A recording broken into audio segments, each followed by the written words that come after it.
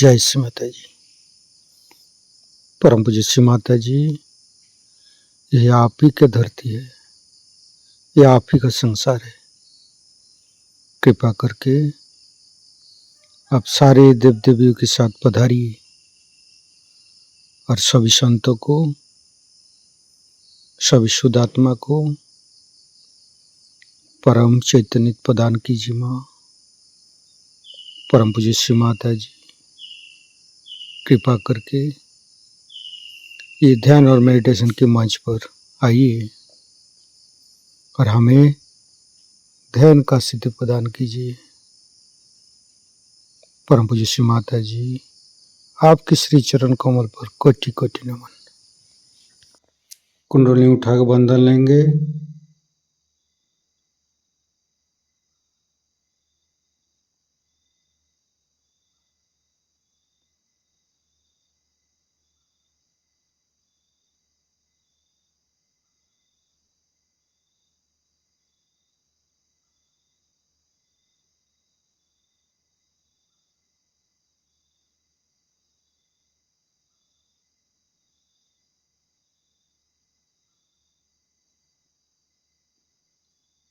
तीनों महामंत्र।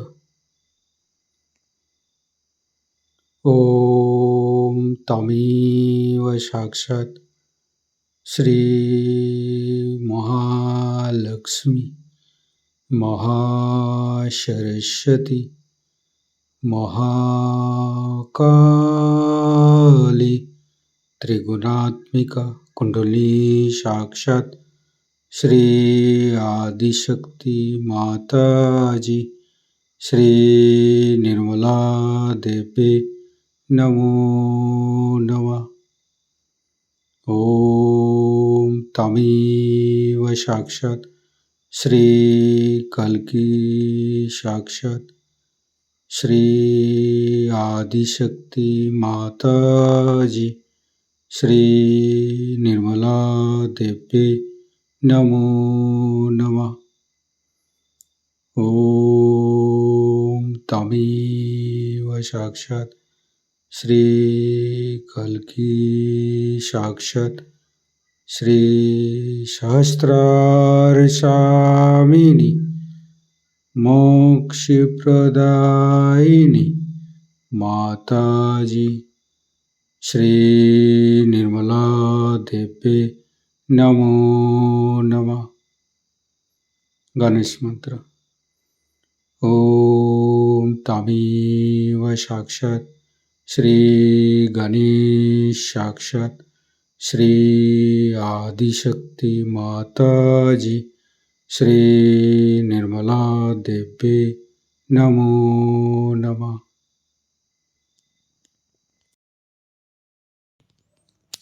दोनों हाथ खुला हुआ परम पूज्य श्री माता जी की बिंदी को देखते रहेंगे। संपूर्ण चित्त हृदय पर परम पूज्य श्री माता जी कृपा करके हमारे हृदय को स्वच्छ बनाइए। स्वच्छ हृदय कमलासन पर श्री चरण को स्थापित कीजिए। माँ परम पूज्य श्री माता जी, हमारे हृदय में जो कुछ भी है आप ही का बना हुआ है। हमारी सांसें, हमारी रोम रोम आप ही का दिया हुआ। माँ परम पूज्य श्री माता जी, आप ही ने तो हमें शुद्ध आत्मा स्वरूप बनाया। परम पूज्य श्री माता जी, हमारे हृदय पर आइए और हमारी आत्मा को परमात्मा के साथ मिलाइए।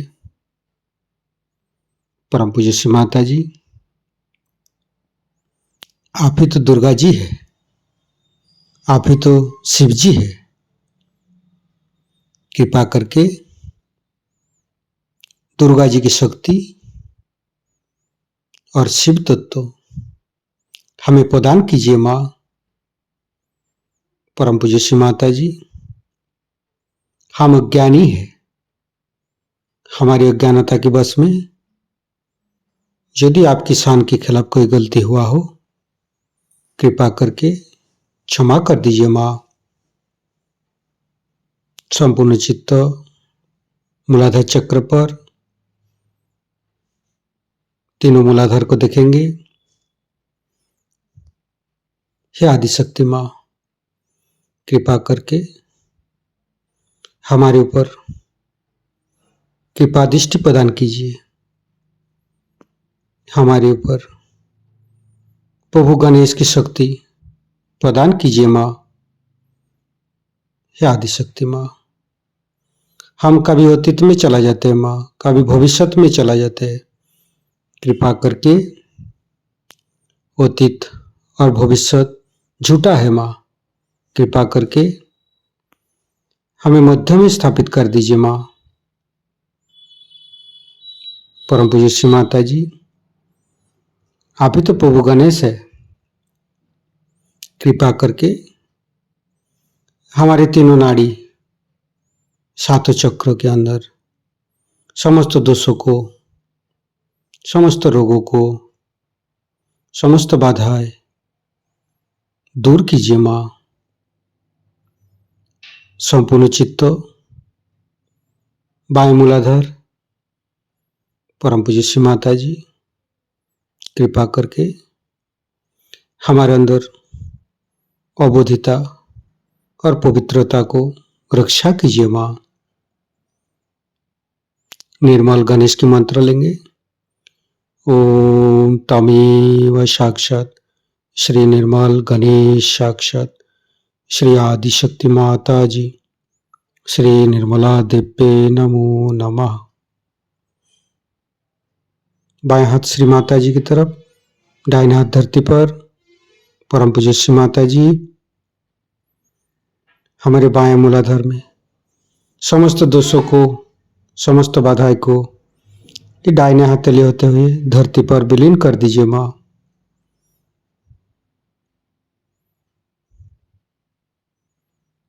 फिर राइट हैंड श्री माता जी की तरफ, बाएं हाथ धरती पर, संपूर्ण चित्त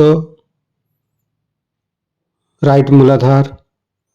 परम पूज्य श्री माता जी, आप ही तो राक्षसंती है, आप ही तो राक्षस अग्नि है। कृपा करके हमारे अंदर राक्षस प्रवृत्ति को नष्ट कीजिए माँ। परम पूज्य श्री माता जी, कृपा करके आप श्री कार्तिक जी रूप में हमारे राइट मूलाधार पर आइए और समस्त दोषों को, समस्त रोगों को दूर कीजिए। श्री कार्तिक के मंत्र लेंगे। ओम तमेव साक्षात श्री कार्तिके साक्षात श्री आदिशक्ति माता जी श्री निर्मला देव्ये नमो नमः। फिर धीरे धीरे चित्त को मध्य मूलाधार, परम पूज्य श्री माता जी, कृपा करके हमारे अंदर दया कीजिए, कृपा कीजिए, हमारी क्षमा को स्वीकार कीजिए।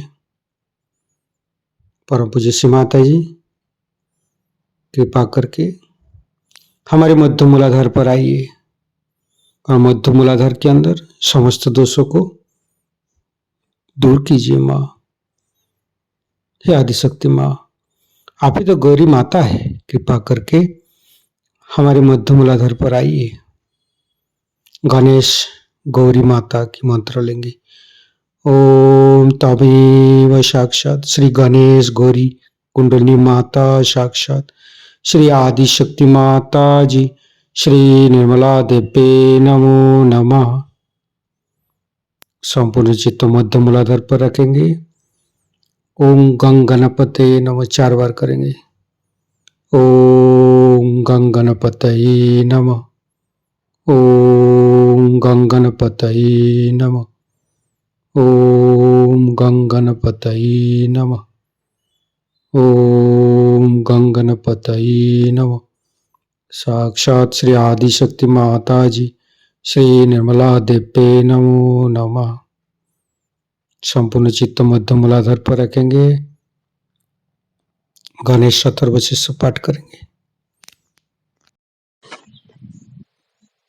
ओम नमस्ते गणपतये। तमेव प्रत्यक्षं तत्त्वमसि। तमेव केवलं कर्तासि। तमेव केवलं धर्तासि। तमेव केवलं हर्तासि। तमेव सर्वं खल्विदं ब्रह्मासि। तं साक्षादात्मसि नित्यं। ऋतं वच्मि सत्यं वच्मि।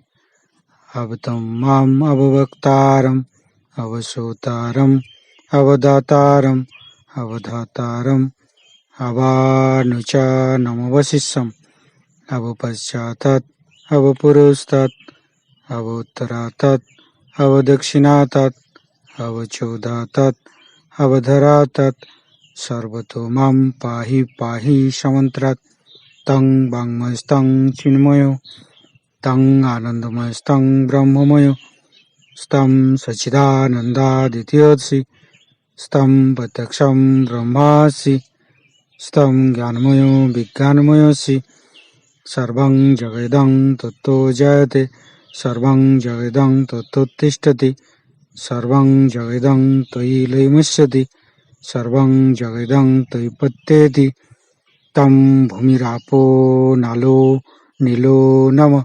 स्तं चत्वारि वाक्पदानि। स्तं गुणत्रयातीतो। स्तं देहत्रयातीतो। स्तं कालत्रयातीतो। स्तं मूलाधारसितोत्सि नित्यं। स्तं शक्तित्रयात्मक। स्तं योगिनो ध्यायन्ति नित्यं।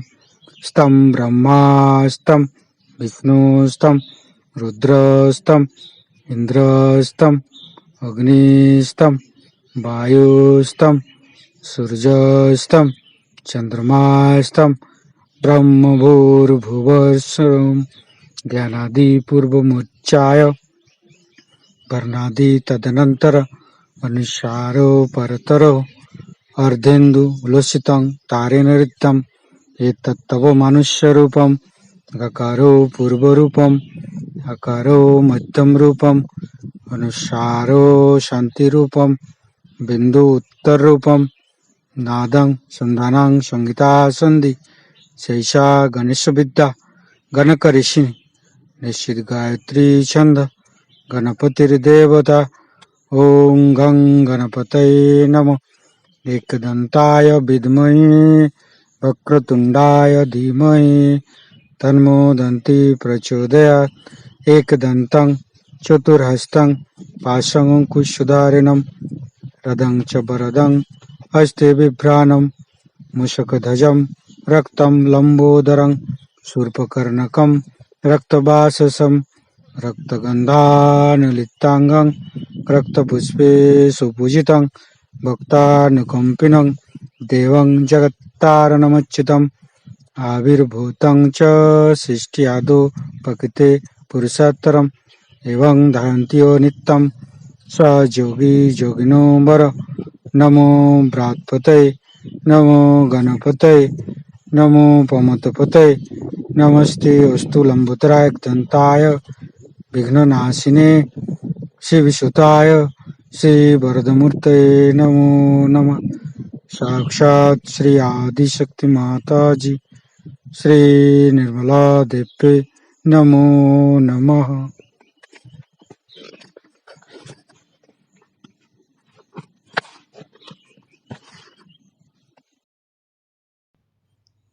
धीरे धीरे चित्त को लेफ्ट स्वादिष्ठान राइट स्वादिष्ठान मध्य, फिर चित्त को राइट नाभि लेफ्ट नाभि मध्य नाभि, फिर तीनों हृदय तीनों विशुद्धि फ्रंट आज्ञा बैक आज्ञा। परम पूज्य श्री माता जी हमारे अंदर अहंकार पति अहंकार को दूर करके हमारे ब्रह्मरंध्र को खोल दीजिए माँ। संपूर्ण चित्त ब्रह्मरंध्र पर सिर के तालु भाग दोनों हाथों पर सिर के तालु भाग पर परम चैतन्य अनुभव करते हुए मध्य मूलाधार के साथ सहस्त्रार को जोड़ेंगे।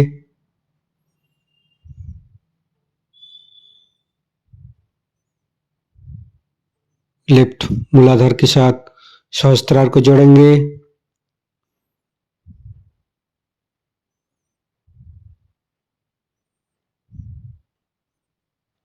राइट मूलाधार के साथ सहस्त्रार को जोड़ेंगे।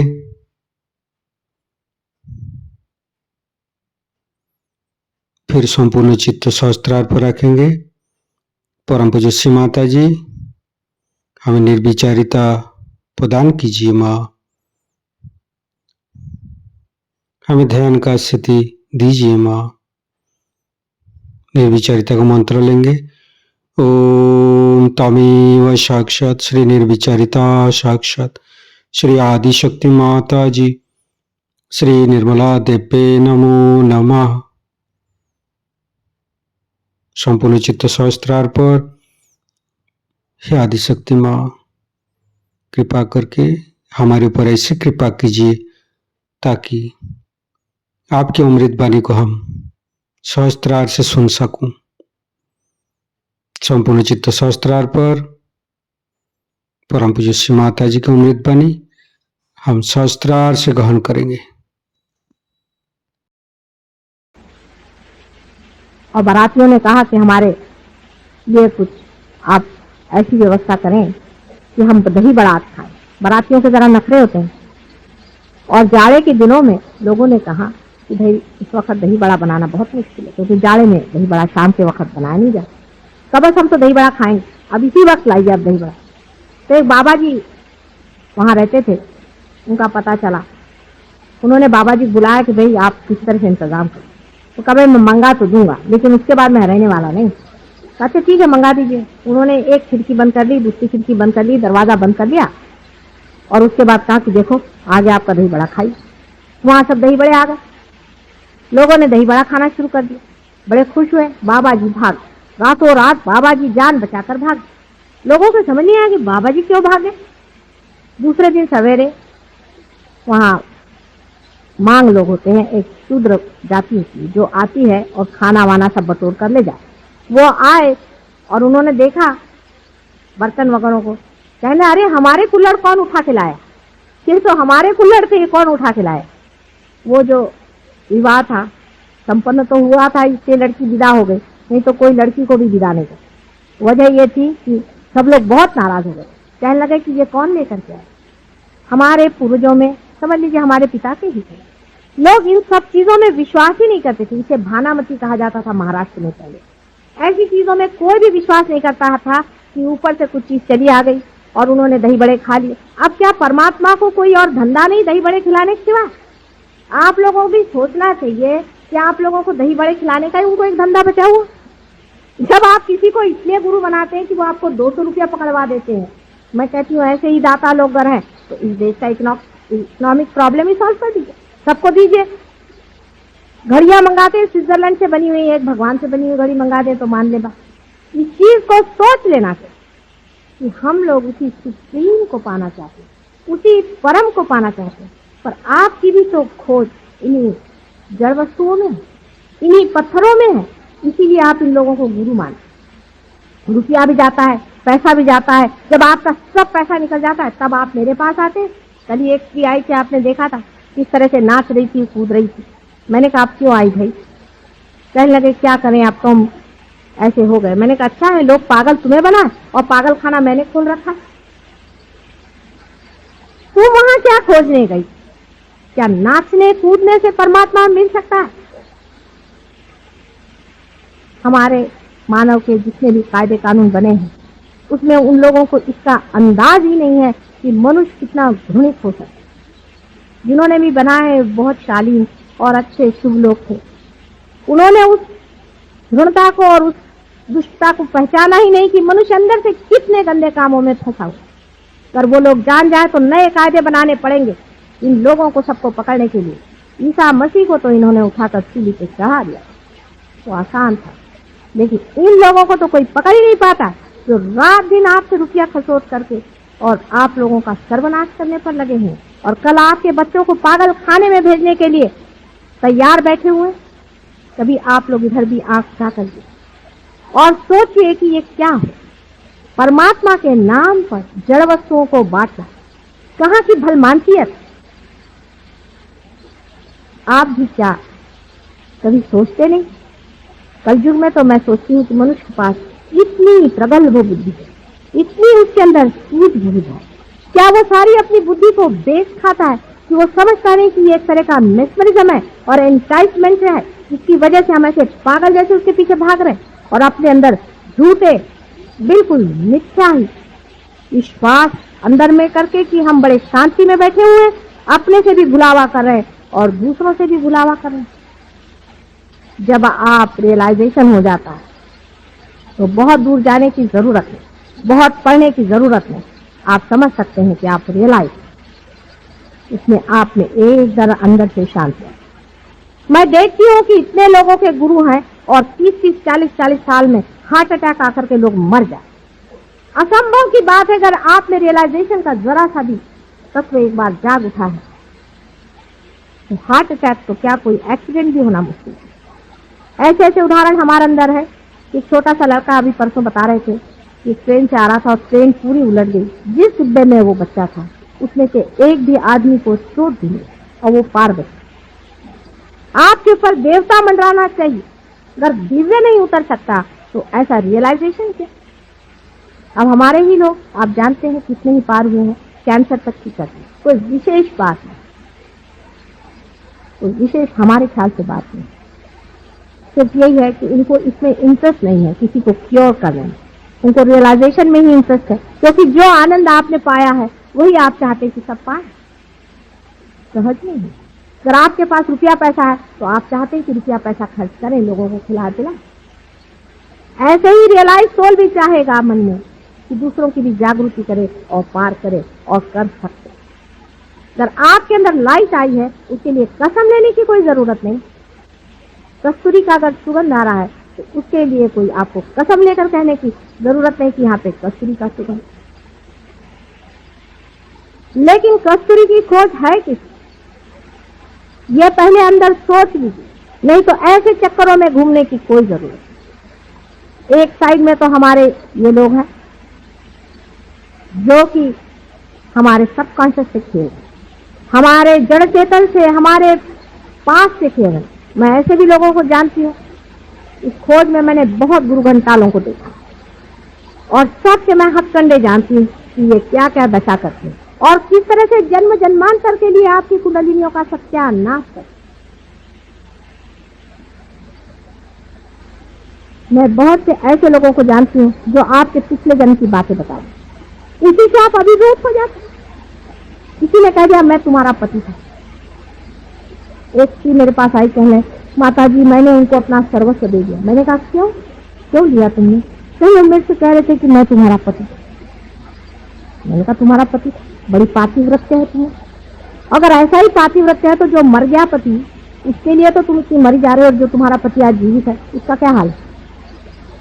उसके प्रति कोई पातिव्रत्य नहीं। और ये जो एक पैसा खाओ वहां बैठा हुआ है उसको तुमने सारे जेवर दे दिए क्योंकि उससे तुमसे कहा कि वो तुम्हारा पति है। फिर कोई कह रहे थे कि ये साहब हमसे कह रहे थे कि हम भगवान के अवतार, हम परमेश्वर। अरे कोई कहने को अपने देश में किसी को क्या लगता? झूठ बोलने में तो हम लोग पक्के माहिर हैं। कोई सी भी झूठ बोल दीजिए, इसको साइकोलॉजी में स्टिग्माइज्ड पर्सनालिटी।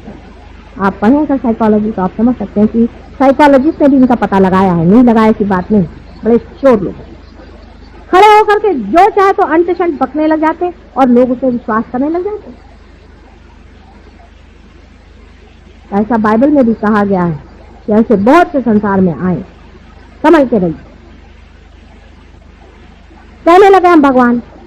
अरे भाई भगवान है तो उसकी कोई शक्ति भी तो होती है। एक महाशय जी मुझसे कहने लगे, मैंने उनसे कहा कि आपके पास में इतनी औरतों का जमागत क्यों भाई? आप दरवाजे बंद बंद करके ये क्या कर रहे हैं? क्योंकि भगवान के नाम पे ये काम क्या करें? क्योंकि किसी स्त्री पर बहुत उन्होंने अत्याचार किया था। मुझे आकर प्राइवेटली बताती। मैंने कहा तुम कोर्ट में जाके बताओ, ये आदमी पकड़ा जाए। उनको हम कोर्ट में कैसे बताएं? हमारे ऊपर आफत आ जाएगी, हमारी इज्जत है, हमारी फैमिली है। तो मैंने कहा जब तुम कोर्ट में नहीं बता सकती तो इसका कैसे पार हो? तो वो महाशय से जाकर जब मैंने कहा कि तुम ये क्या कर रहे हो, क्यों ऐसा पाप धो रहे हो, क्या तुमको इससे मिलेगा परमात्मा के नाम, तो उससे कहने लगा तुम्हें नहीं मालूम मैं श्री कृष्ण हूँ। मैंने कहा वाह बेटा, शकल तो आपकी भूत कैसे और आप श्री कृष्ण बने, आप श्री कृष्ण कैसे हुए। मैंने कहा श्री कृष्ण को आप कितना जानते हैं, जिसने 5 साल की उम्र में कालिया का मर्दन किया था, उसके सर पे चढ़ के वो कहा, मैंने कहा मैं आपकी दाढ़ी ऐसे नोच लूं तो अभी उठ नहीं सकेंगे।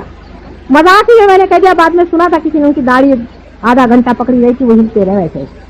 मैंने तो यही कह दिया, ऐसे श्री कृष्ण पैदा होने लग जाए। दूसरे साथ कहने लगे कि मैं औरतों को इसलिए नग्न करता हूँ क्योंकि कृष्ण ने औरतों को नग्न किया। बताइए कहाँ की बेवकूफी की बात है। श्री कृष्ण 5 साल की उम्र में बच्चों जैसे उनकी लीला थी, औरतों के साथ में उनको क्या नग्न, और 5 साल का बच्चा, उसमें बहुत गहन अर्थ, वो तो सहज योग क्रीड़ा कर रहे थे। 5 साल के बच्चे के लिए कौन बड़ा और कौन छोटा, उसको सभी समझता था। 5 साल के भी नहीं थे, उससे भी छोटे थे। तो मैंने उनसे कहा अगर यही बात थी तो काहे के लिए द्वारिका में बैठे हुए वो द्रौपदी के वस्त्र हरण के वक्त में दौड़े गए थे वहां, शंख चक्र गदा पद्म गरुड़ लई सिधारे, क्यों सिधारे थे। अगर उनको स्त्री की पवित्रता का कोई ख्याल नहीं था तो ये आप जवाब दीजिए। इस पर वो श्री कृष्ण जी स्थित हो, जहां पे एक उंगली पर गुरु को पकड़ने वाले वो श्री कृष्ण, और आजकल हर एक गली में और बाजार में मिलते हैं, जहां जाइए वहां एक श्री कृष्ण है, एक शिव जी भगवान। कहाँ शिव जी भगवान, कहाँ श्री कृष्ण। कुछ आपकी बुद्धि बच गई है या नहीं, मुझे कभी कभी बड़ा आश्चर्य, बहुत ही आश्चर्य होता है कि मनुष्य जो कि बुद्धि की इतनी प्रगल्भता में पहुंच गया, जिसको परमात्मा ने सारी ही बुद्धि के आवरण खोल दिए, ऐसे मनुष्य के बुद्धि में धर्म के मामले में इतना पर्दा था। अपने ही देश में नहीं है, इसकी तो बात यह है कि परदेश में भी इस कदर अंधकार।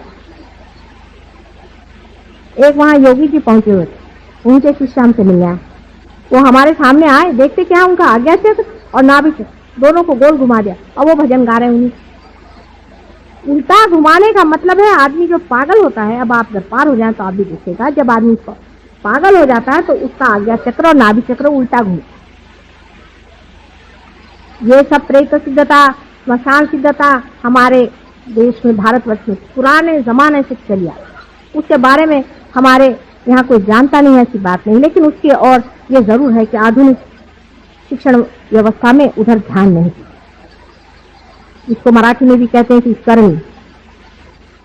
ये जो देवियां आती हैं किसी के बदन में और हम लोग उनको कुंकू लगाने जाते हैं, उनके अंदर भूत आते हैं, हमें समझ में क्यों नहीं आता। ये सब प्रेत विद्या और स्मशान विद्या है, इसका भी एक बड़ा भारी साइंस है, उस पर भी मैं कभी चाहे तो बताऊंगी आपको, पर आज दत्त महाराज के चरणों में खड़ी हूं। इसको भी जान लेना चाहिए। ये सब महामूर्खता के लक्षण हैं जो हम ऐसे दूसरों के हाथों में अपने को देख, कम से कम अपनी बुद्धि को सही रखें, थोड़ा सा झटक के सोचें। जब कभी भाषण में आप जाएं तो आप सोचिए कि आदमी बोल क्या रहा है और कर क्या रहा है, इसका बोलना और करना, इसमें अंतर वो कभी भी गुरु हो ही नहीं सकता, इसको आप समझ।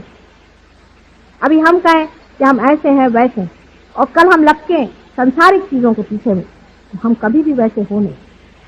यानी संसार कोई व्यर्थ की चीज नहीं है, लेकिन साक्षित्व तो कम से कम गुरुओं में आना चाहिए, कम से कम।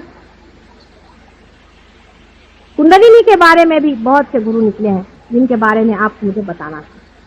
कल भी मैंने बताया था कि भगवान के पास में कोई घड़ी नहीं है कि जो वो कह दे कि 4 बजे मैं तुम्हारी कुंडलिनी जागरूक कर दूं। ये सब भूतों की व्यवस्था। इस पर एक आपको मैं बड़ा अच्छा उदाहरण देती हूँ। डॉक्टर लैंग करके एक बड़ा भारी डॉक्टर लंदन में रहता था, उसने कुछ बहुत शोध किए थे और वो चाहते थे कि लोगों को उसे क्योर किया जाए, लेकिन अकस्मात उनकी एक एक्सीडेंट में मृत्यु हो। इसके कारण वो अपना जो शोध था लोगों को बता नहीं पाए।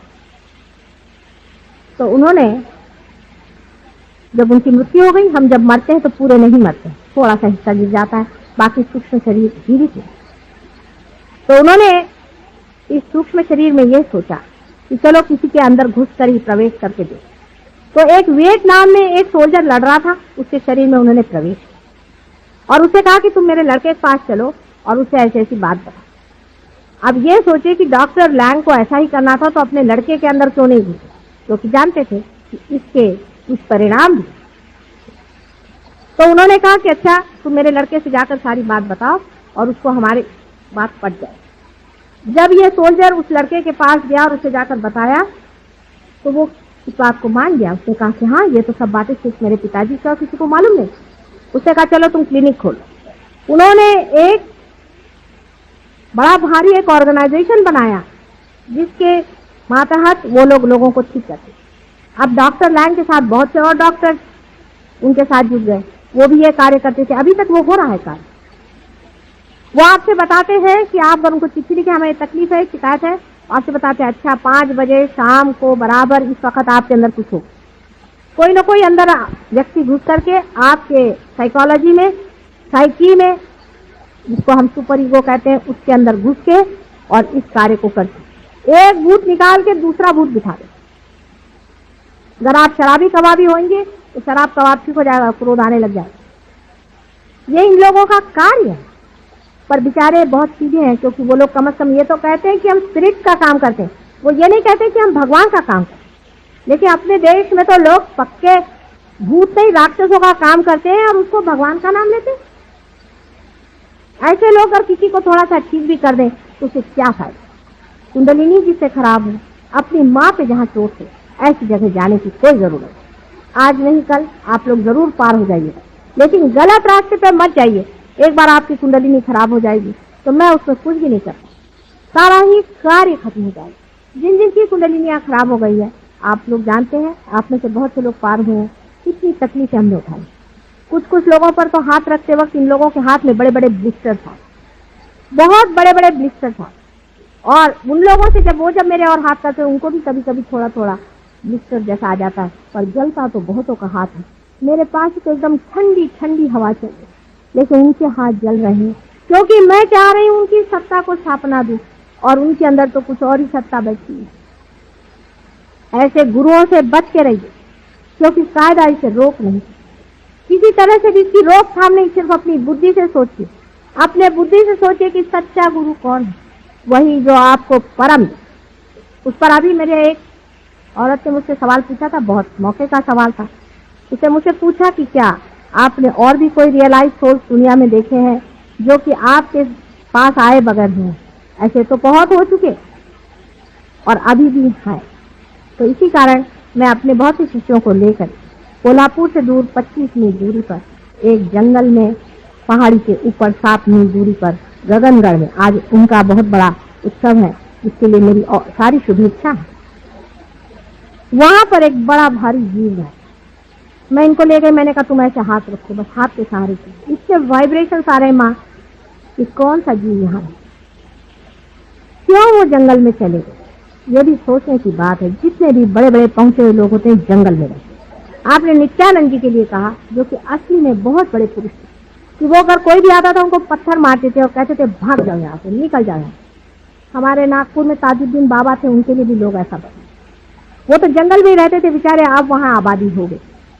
क्यों ये लोग जंगल में भाग जाते हैं? उसके 2-4 कारण। अभी आपने देखा होगा यहाँ छोटे बच्चे बैठे थे, उनके हाथ जल रहे थे, खूब यूं कर रहे, इसी तरह से उनके बदन जलने लगते हैं। बहुत से साधु तो बेचारे पानी में ही रहते हैं, क्योंकि आप लोगों की जो साइकी है, सुपर ईगो है, उसमें बैठे हुए भूत इनको जलाने के लिए लगे, इन भक्तों को सताने के लिए लगे हैं। इसलिए वो जंगल में भाग के खड़े थे, क्योंकि आपको तो पता नहीं आप कर क्या रहे हैं, आपके वाइब्रेशन आपको समझ कहाँ आते हैं। इसलिए बेचारे जंगलों में जाकर के बैठे हैं कि बाबा बचाओ इन लोग। उनको तारण आरण वो कहाँ से करें? गगनगढ़ के महाराज का ही देखिए, उन्होंने बहुतों को तो ठीक किए, लेकिन क्या है, उनकी उंगलियां टेलीस्कोप के जैसे अंदर चली, पांव की उंगलियां भी ऐसे अंदर चली गई।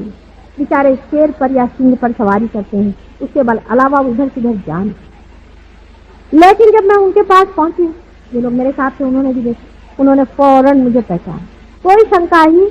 उन्होंने आज तक मुझे इस जन्म में नहीं देखा, लेकिन बहुत सालों से मेरे बारे में वो जानते ही थे। उम्र में भी मेरे से बड़े हैं।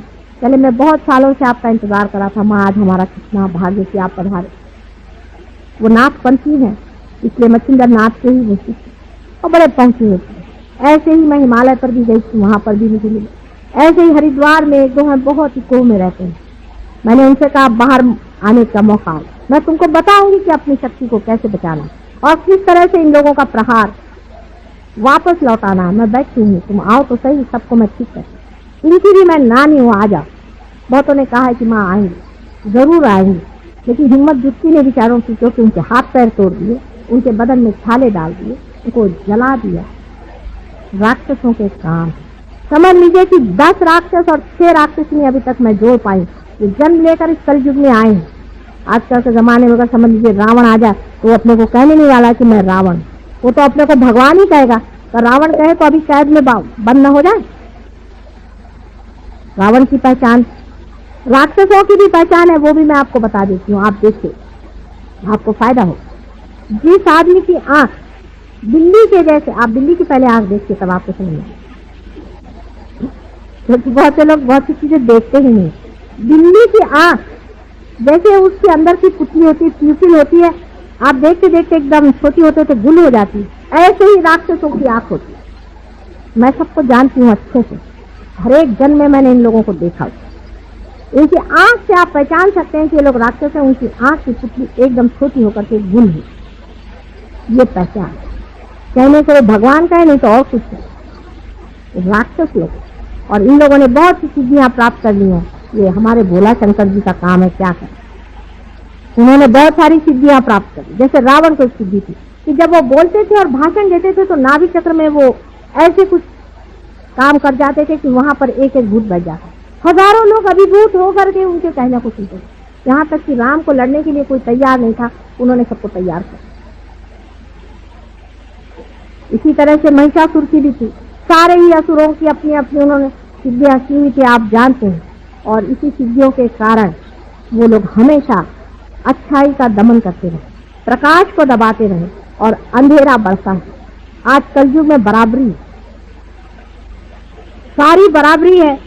और आप सोच रहे हैं कि मेरे 2 ही हाथ हैं, आप ही लोगों का कार्य है। आपको आश्चर्य हो कि देवता भी एक तरफ बैठे हुए हैं और राक्षस भी एक तरफ बैठे। घमासान युद्ध चल रहा है। आज जो दुर्भिक्ष, ये परेशानियां क्या आप सोचते हैं आपके करने की वजह से? बिल्कुल भी। ये दुष्ट और राक्षस बैठ करके प्रेत योनियों से सारे कार्य करा के आपको संतुष्ट करें, जिससे आप किसी तरह से दौड़ कर इनके ही चरणों में जाए। ये सब इन्हीं का कार्य। और अगर इन लोगों को हटाना है तो अपने अपने अंदर में जोत जलानी है। अगर इसको प्रकाशित करना है तो सबको अपने अंदर एक एक दीप जलाना। आप स्वयं एक दीप छोड़ेगा। और आश्चर्य तो यह है कि इस वक्त परमात्मा भी यही चाहता है कि मनुष्य ही श्रेष्ठ है, मनुष्य ही कार्य करे, मनुष्य ही वो परमात्मा स्वरूप को जाए। और जिसको हम अति मानुष कहते हैं, जिसे हम सुपरमैन कहते हैं, उसकी स्थापना है। एक नया डायमेंशन आपके अंदर आने वाला है। सिर्फ यह है इसको लेना सीखे, उसको पाना सीखे। बुद्धि के कसौटी पर इसे अभी उतारा नहीं जा सकता, क्योंकि अगर बुद्धि से आप समझना चाहें तो आपको सिर्फ मेरा हाथ ही दिखाई दे रहा है। इसके अंदर से बहने वाले अव्यक्त धाराएं नहीं दिखाई दे। जो लोग बहुत बड़े पंडित हैं वो लोग चाहें तो कबीरदास को पढ़े, नानक जी को पढ़े, हो सके तो आदि शंकराचार्य को पढ़े, वो तो सबसे बढ़िया। आदि शंकराचार्य को अगर पढ़े तो आप समझ सकते हैं मैं किस चैतन्य लहरियों की बातें कर रहे हैं।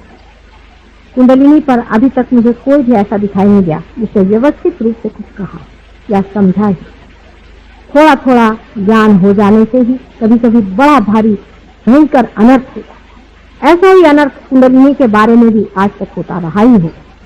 नहीं तो इस तरह की विचित्र बातें न जाने किस समझ से इन लोगों ने लिखी है। लेकिन तो भी मनुष्य की दृष्टा स्थिति इतनी ऊंची है जैसे देवी भागवत आप पढ़े, मार्कंडेय स्वामी की सप्तशती आप पढ़े, आपको आश्चर्य होगा कि कितनी गहराई से, कितनी छोटे छोटे डिटेल्स में उन्होंने इस चीज को जाना। असल में जब तक आपका रियलाइजेशन नहीं होता तब तक सभी कुछ करना व्यर्थ है। कृष्ण ने भी यही कहा था कि पहले उसको अंदर ही पालो। लेकिन समझने वाले ने समझा नहीं, वो पहले अंदर पालो फिर कहते बाहर तुम लड़ने जाओ। उनका मतलब था तुम साक्षी हो जाओ। साक्षी होने के बाद तुमसे हो रहा है अकर्म, चला जा रहा है, आप कुछ करते ही नहीं। वो ईगो ही खत्म हो गया, वो सुपर ईगो ही खत्म हो गया जो करता है, करने ही वाला टूट जाएगा। ये वो कह रहे थे, लेकिन जब माना नहीं तो वो तो डिप्लोमैट थे, राजकारणी थे। कृष्ण की भी अपनी एक तरह के गुरुत्व है, उनका गुरुत्व बड़ा मजेदार है, बड़े भारी राजकारणी थे। इसको मैं कहती थी एब्सोल्यूट प्योर पॉलिटिशियन। ऐसा बड़ा पॉलिटिशियन था वो, और वो सबको जानता था कि इन महामूर्खों को ठीक करने का यही तरीका। जिस वक्त में कि एक बच्चा है, वो अपने घोड़े को गाड़ी के पीछे बांध करके हाँक रहा है, तो बाप आकर के कहता है चलने दो घोड़ा, ऐसे ही चलने दो, हाँकते रहो पहुंच जाओ। फिर बच्चा जब हार कर सोचता है अरे घोड़ा तो चल ही नहीं रहा, तब उसको फिर समझ में आता है कि घोड़े को आगे करना चाहिए और तब हार। इसीलिए उन्होंने कहा कि अच्छा तुम कर्मयोग करो। अब देखिए उसमें डिप्लोमेसी कृष्ण की दी। कृष्ण के जैसा भी गुरु मिलना बड़ा कठिन। ऐसा गुरु है कि उसके लिए बहुत ही बुद्धि की तीक्ष्णता प्रकटता चाहिए। आज तक आपको किसी ने बात नहीं बताई होगी, तो मैं आज बताऊंगी, आप सुन ली। उन्होंने कहा कि अच्छा तुम कर्म करो, लेकिन जो कर्म का जो फल है परमात्मा पे ये हो ही नहीं सकता, बिल्कुल एब्सर्ड कंडीशन। जब आप किसी चीज को कर रहे हैं और जान रहे हैं कर रहे हैं, आप उसको किसी और पे कैसे छोड़ सकते? घोड़ा पीछे करके हाँकने को कह रहे हैं। दूसरा उन्होंने कहा कि तुम भक्ति करो। देखिए इसमें भी देखिए बड़ा सुंदर है, तुम अनन्य भक्ति करो। जब दूसरा कोई नहीं रहे तब भक्ति कैसे होने वाली है? मतलब ये कि जब मिलन हो गया तब भक्ति किसकी करनी? उन्होंने कहा पुष्पम फलम तोयम, जो कुछ भी तुम मुझे दो मैं ले लूंगा। लेकिन देने के वक्त उन्होंने यही कहा है कि तुम अनन्य भक्ति करो। एब्सर्ड बात है, क्योंकि एब्सर्डिटी पे ही आदमी का सर चकराएगा और तभी वो ठिकाने से आएगा। वो सोचते नहीं थे कि ऐसे आदमी क्या खलाने वाली है। पर मैं तो माँ हूँ, और माँ चाहे कोई बात कहनी भी पड़े तो भी कह डालेगी कि बेटे ऐसा नहीं, ऐसा नहीं मानो। जब तक हो सकेगा तब तक कहेगी, गला फाड़ फाड़ कर अपने बच्चे से कहेगी। माँ का हृदय और होता है, इसे डिप्लोमेसी नहीं झेली जाती। बहुत देर, बहुत हो गया, बहुत खुश, बहुत परेशानी, लोग कष्ट इस चीज में भरमा गए। अब जरूरत है इस चीज को करने की, और हो रही है। आप लोग भी इस चीज को पा रहे हैं, जिन्होंने पाया है, जिन्होंने जाना है वो कल भी यहाँ पर प्रोग्राम है उसमें जरूर आए। जिन्होंने नहीं पाया है वो भी आए। हमारे यहाँ और भी जगह भारतीय विद्या भवन में हम लोग हमेशा के लिए चाह रहे हैं कि कुछ ऐसी जगह बने जहाँ लोग आते रहें। यहाँ पर बहुत से लोग ऐसे हैं कि जो पार हो गए हैं, क्योर भी करते हैं। जागृति तो आप पार होते ही दे सकते हैं। चक्रों के बारे में बहुत जानते हैं, बहुत कुछ ज्ञानी हो गए, और कुछ लोग ऐसे भी हैं कि जो पार भी करा। हिंदुस्तान की ये गरिमा है, ये देश हमारी योग भूमि, सारे संसार के देशों से भी ऊंचा अपना देश। इस देश के वाइब्रेशन जो है हाईएस्ट, इसमें कोई शंका। और सारे ही संसार की रीढ़ की हड्डी ही अपना देश है, और इसी में कुंडलिनी का स्थान है, जो सारे ही संसार को एक दिन ठीक कर सकती है। पर अभी तो सारे ही चक्र हमारे पकड़े। कुंडलिनी की गति ही मुश्किल हो रही है। आप अगर अपने अपने चक्र छुड़ा लें तो हो सकता है कि इसी देश में से ही वो संदेश बाहर जा सके, जिससे कि सारा संसार बदल करके एक दूसरे रास्ते पर आकर खड़ा होगा, जहाँ सत्ययुग का ही आवाह है। और सत्ययुग भी आने वाला। ये सत्ययुग के आने की बात है, लेकिन अब यह आपकी स्वतंत्रता और आपकी सत्ता पे छोड़ा गया है कि आप चाहे तो इसे ले या संहार किया जाए। ऐसे ही कैंसर जैसे हो और युद्ध जैसी बातें, ये सब हमारे संसार को खत्म करेगी। अगर आप लोग चाहें तो इसे ले सकते हैं और संसार को उजियारा में डाल सकते हैं, और नहीं तो अंधकार आकर के परमात्मा चाहे हजारों सृष्टियां बना सकता है। एक एक्सपेरिमेंट फेल हो गया, ऐसा ही हो सकेगा। अब यह आखिरी ही कूदना है, इसे देखना है कितने लोग अपने को लगाते हैं। बहुत बहुत आप सबका धन्यवाद। 3 दिन का सेमिनार बहुत प्रेम पूर्वक हुआ और बहुत लोगों ने इस प्रेम को स्वीकार किया, इसलिए एक माँ के नाते मैं आप सबका बहुत बहुत धन्यवाद मानती हूँ। वैसे ही हमारे बहुत से बच्चों ने बड़ी रात दिन मेहनत करके और औरों को तारण करने के लिए इतनी मेहनत की है, और इसी तरह से करते रहे। ऐसे ही उनको आशीर्वाद देकर, आप सबको मेरे प्रेम का आशीर्वाद देकर मैं आपको विदा।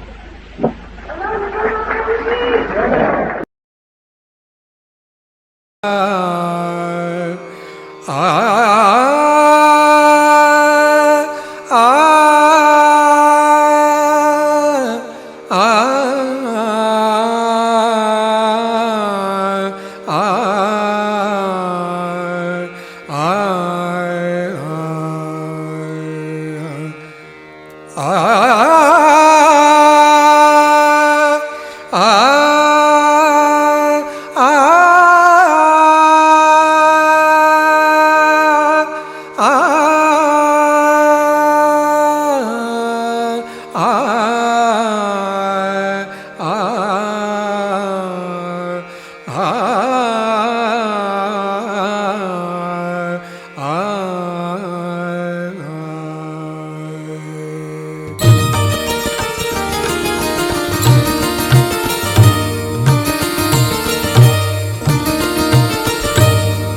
आज मोरी लाज रख लीजो, आज मोरी लाज रख लीजो, आज मोरी लाज रख लीजो, आज मोरी लाज रख लीजो।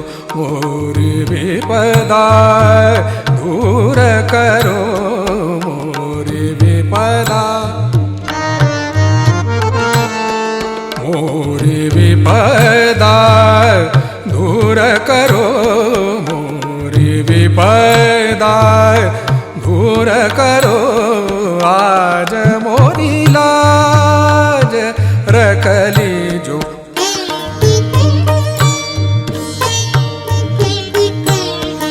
आज मोरी लाज रख लीजो, आज मोरी लाज।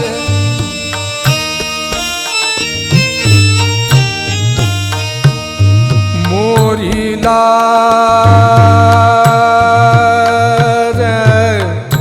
मोरी लाज, आज मोरी लाज रख लीजो। मोरी लाज, मोरी लाज, मोरी लाज रख लीजो, आज आज मोरी लाज रख लीजो, आज मोरी लाज।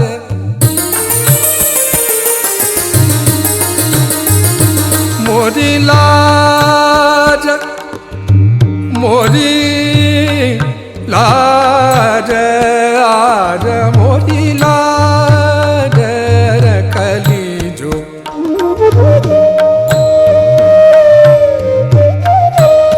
मोरी लाज रख लीजो, मोरी लाज, आज मोरी लाज रख लीजो, आज मोरी लाज रख लीजो।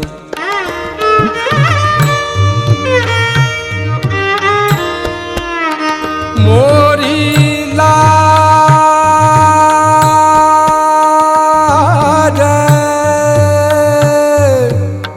मोरी लाज रख लीजो, आज मोरी लाज रख लीजो।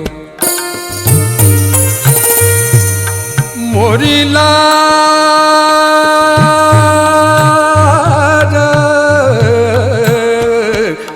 गौरी नंदन हे दुख भंजन,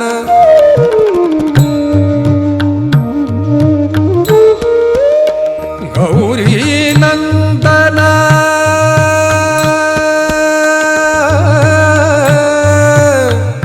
गौरी नंदन,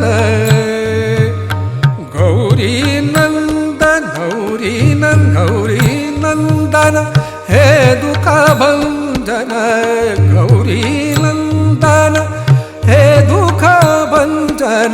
तुम ही आके धीर बंधाओ, तुम ही आके धीर बंधाओ। आज मोरी लाज रख लीजो, आज मोरी लाज रख लीजो। मोरी विपदा दूर करो, मोरी विपदा दूर करो। आज मोरी लाज रख लीजो, आज मोरी लाज। ओम त्वमेव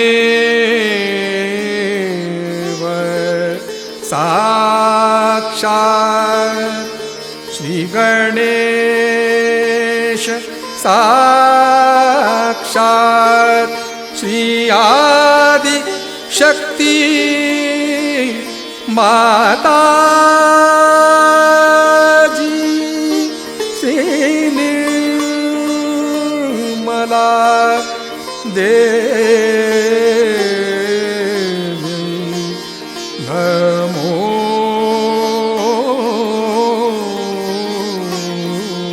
नमः। हे आदिशक्ति माँ, आप जी आज ध्यान करा के हमको परम चैतन्यित किए, हमें निर्विचारिता स्थिति प्रदान की है। इसके लिए माँ आपको कोटि कोटि नमन।